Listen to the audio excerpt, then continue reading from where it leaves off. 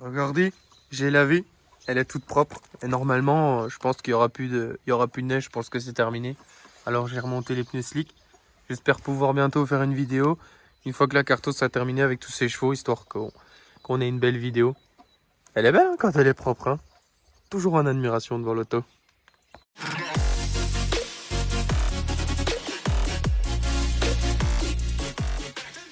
Bon, trêve d'admiration.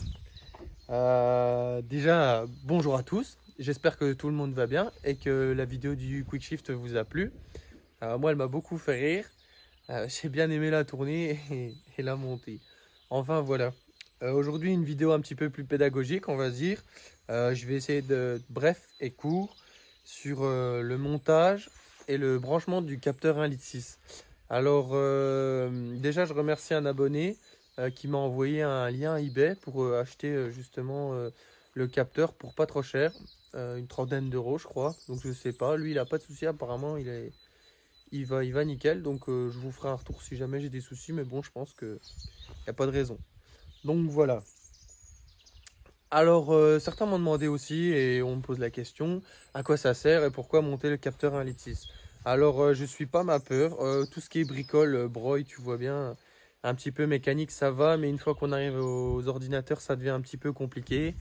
Donc, c'est des choses qu'on m'a dit. J'espère avoir bien retenu. Si jamais je dis une bêtise, corrigez-moi dans les commentaires. Euh, le capteur 1,6 litre, il permet juste d'avoir une pression de gasoil plus importante. Donc, pression de rail plus importante. À quoi sert d'avoir une pression de rail plus importante? Quand on passe sur un plus gros turbo comme nous là, sur un TD04L ou autre, forcément il faut le remplir et il faut qu'il charge un petit peu plus tôt et qu'il pousse fort. Donc pour cela, on augmente la pression de gasoil. En augmentant la pression de gasoil, on a plus de gaz d'échappement et donc on arrive à plus rapidement charger le turbo. Il me semble que c'est une histoire comme ça. Je crois que c'est ça. J'espère que je dis pas de bêtises. Si j'ai des bêtises, corrigez-moi. Voilà, en ce qui concerne l'utilité du capteur 1,6 litre. Pareil, deuxième petite question. Moi, je vise 180 chevaux, comme vous le savez. On m'avait demandé, est-ce qu'il faut monter absolument. Moi, apparemment, pour 180 chevaux, on m'avait dit, tu peux garder le capteur du 2 litres, ça devrait fonctionner. Même avec le gros turbo, je devrais arriver à faire quelque chose. Enfin, c'est mon pote qui fait les cartos qui m'avait dit ça. Donc, comme je vous l'ai dit avant, 30 euros, voilà, ça mange pas de pain. Ce sera plus simple pour lui.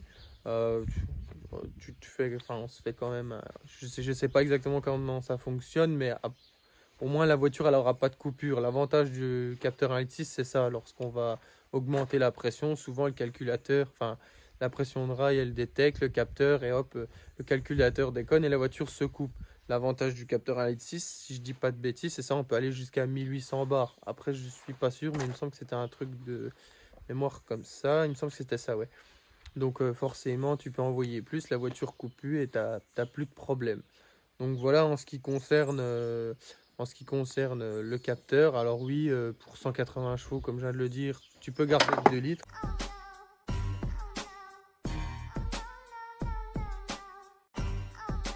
Merde. Tu peux garder le 2 litres, mais bon, mais le 1,6 litre c'est mieux. Par contre, si c'est au-dessus de 190 ou 200 chevaux, la question se pose même pas. Le 1,6 litre c'est obligatoire. Sinon, forcément, après, le mec qui fait la carto, il va galérer à mort. Et je suis même pas sûr qu'il accepte. Parce que forcément, ça va être une misère, ça va couper tout le temps. Et puis même, je suis pas sûr qu'il arrive à mapper correctement. Enfin, voilà. Pour le blabla. Maintenant, je vais vous expliquer vite fait comment on le branche. Parce que c'est vrai que dans la dernière vidéo, j'avais dit on coupe les deux fils et on les raccorde. C'est souvent la question qui est posée. Il y a 3 fils, c'est lesquels les 2 fils? Je vais vous montrer tout de suite en image, comme ça la question elle sera vite répondue. Alors je rappelle, notre rampe elle est là. Notre rampe elle est là, et juste ici le capteur. Alors j'ai déjà fait la cosse pour que ce soit plus facile à vous montrer et plus rapide. Alors une fois qu'on a la cosse, viens voir ici toi. J'espère qu'on va arriver à voir quelque chose. Ouais, impeccable.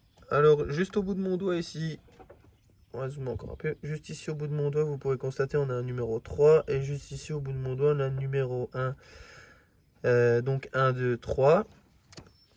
Je retourne la fiche, j'identifie bien. Donc le fil 1, c'est celui-là ici. Le 2, forcément c'est celui du milieu et le 3 c'est celui à l'extérieur.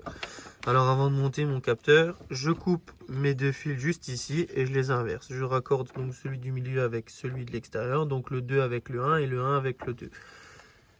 Et là voilà, la manip est terminée. Ensuite je raccorde, alors, hop, là je ne l'ai pas changé mais je le change après. Et après je raccorde tout simplement ici à mon capteur. Pour le montage, voilà, je vous le dis mais je ne veux pas vous le montrer, ça sert à rien.